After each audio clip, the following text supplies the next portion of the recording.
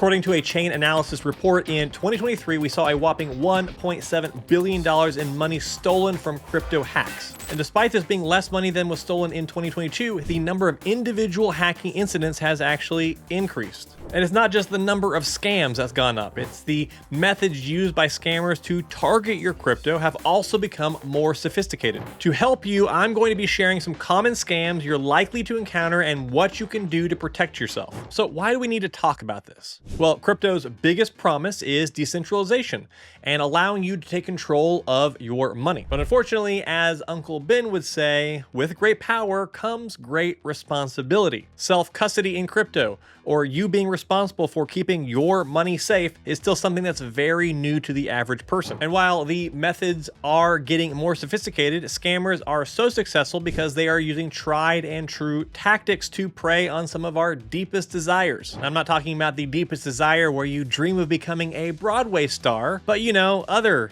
deepest desires. I'm specifically talking about the one where we all want to get rich quick without lifting a finger, or even our deep desire to find a soulmate. Yes, you heard that right. To steal your money, scammers will do just about anything from impersonating business, people, influencers, or even pretend to be the love of your life. And as for me personally, I have about 2 to 3 Andy impersonators on a daily basis. But the good news is that we can avoid most scams by using the age-old rule of thumb. If it sounds too good to be true, then it probably is. Here are some common scams I've personally encountered and some simple yet effective tips on how to avoid them. Scam number 1 is when they hack the Twitter, the Discord, or the website of a project. As with any website on the internet, you'd better make sure you are on the real web or social media page of a project. A while back, I remember typing into Google search the name of a top 40 coin, and the very first result I got was that of a scam website where you were asked to connect your crypto wallet. If you didn't happen to notice the very slight difference in the name of the website, which was just a small additional E, and had you actually connected your wallet, chances are you would have been drained of all your money. A great way to make sure you are on the real page is by bookmarking it when you find it. Now, unfortunately, scammers don't always need to create a duplicate or fake project website. As I said, sometimes they just hack the official ones, or a project's official Twitter, Discord, and other social media accounts can and have been compromised in the past. Hackers will then often post malicious links, and when unsuspecting followers click on them, it's game over, man. That's it, man. Game over, man. It's game over. Protect yourself by first checking before interacting with it, and ask yourself, has a social media account been acting weird lately or posting weird links? Do a quick Twitter search to see if others are mentioning whether that account has been compromised. Word does spread around fast. And as always, if that website is asking for info about you or your wallet, etc., just run. Scam number 2 is fake DMs. Always be suspicious of DMs, especially from people claiming to be from crypto projects or support people, DMing you with surprise giveaways and airdrops, or trying to help you out with your wallet. You can also receive DMs from fake admins asking if your issue or support ticket has been resolved. Scammers will initially offer you some good advice to trick you into believing that they are legitimate. Then they'll often direct you to a fake website that then asks you for your seed phrase, or it gives you a fake link. They will use official sounding terms like validate your wallet, or verify your wallet, or verify your info. And 100% of the time, this is a scam. The teams from crypto projects will never ever DM you first, and the safest communication method is via the project's own ticket support system, not via a DM, not via a totally different Discord server. And this also applies to me and pretty much anybody else who's on social media or has a little bit of a following. There are a ton of Your Friend Andy impersonators across all of my social media platforms, including Twitter, Discord, Telegram, just to name a few. Always check the usernames of these fake Your Friend Andys. They're usually off by a letter or a character, like Your Friend Andy with 2 Ys. If you're a part of my private Discord club, well, also check the mutual servers tab on the person's profile. These scammers are usually not members of my private club, and I will never DM you asking how your trading is going or tell you about investment opportunities. And I don't DM to do a random check with our Discord members. But the bottom line here is that no matter how legit something seems,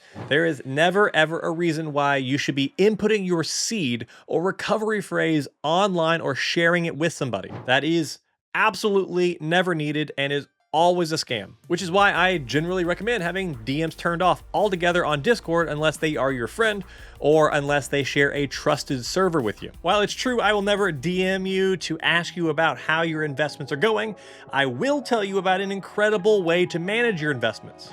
This video sponsor, Passive. Passive is like having an autopilot for your portfolio. Passive will turn your brokerage account into a modern portfolio management tool. Whether you have just a single brokerage account you want to be automatically managed, or what I think is even cooler, if you have multiple brokerage accounts, Passive can manage them all together in a single unified view. You can literally just set a target and Passive will do all the work of managing it all. When it comes time for a trade to happen, it just takes one single click. Super easy. And not only can you rebalance your portfolios, but you can track them all, and you can have it handle all your cash reinvesting. Passive supports over 20 brokerages and cryptocurrency integrations, with more integrations launching every single month. You can try out the basic features of Passive totally free, or if you want all of the features, you can actually get your first year with Passive for 50% off right now when you use the link down in the description.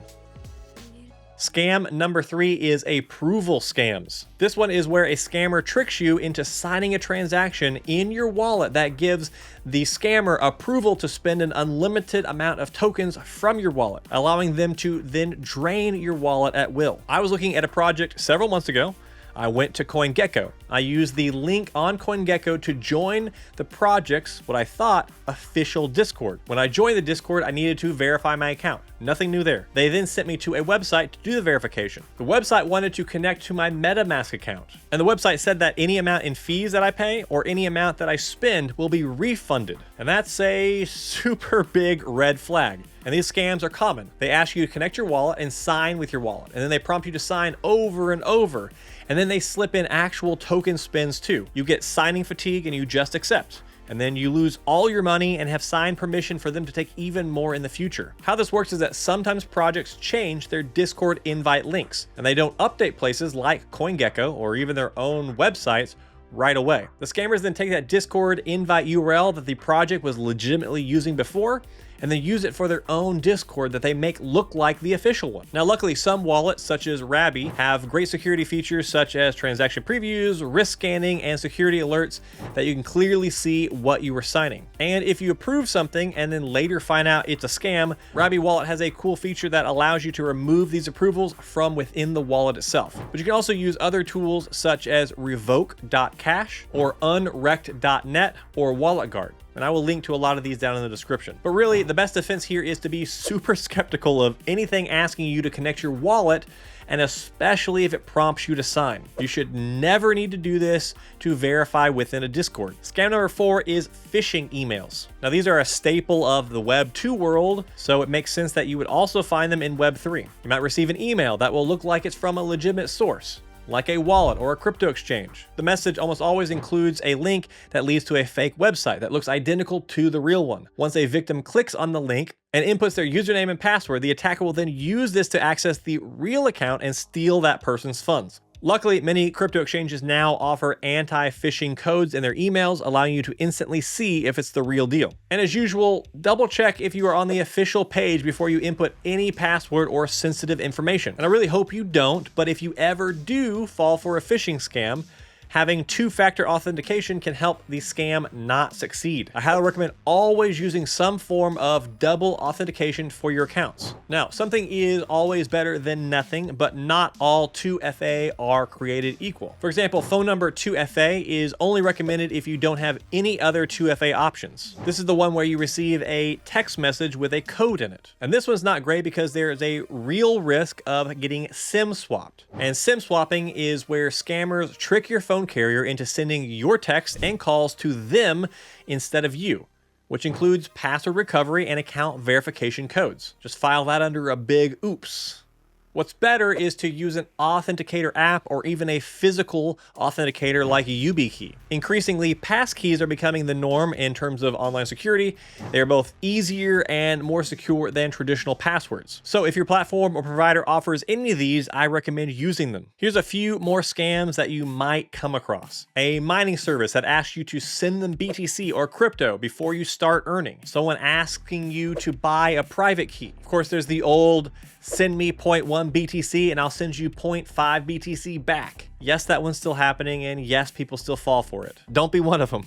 Scam tokens that are fake copies of popular coins like USDT, BNB, AVAX, or basically any popular coin. These will have the same name, but if you check Etherscan or another explorer, you will see that they have totally different contract addresses. Seeing tokens or NFTs pop up in your wallet out of nowhere that look like they are worth a lot of money. Sometimes these are legit if you're doing like airdrops or something, but most of the time these are just scam tokens or NFTs that you should not interact with at all. Just ignore them. But something that is not a scam is subscribing to my channel. It costs you nothing, and make sure you get these videos in your feed every week. And I appreciate it.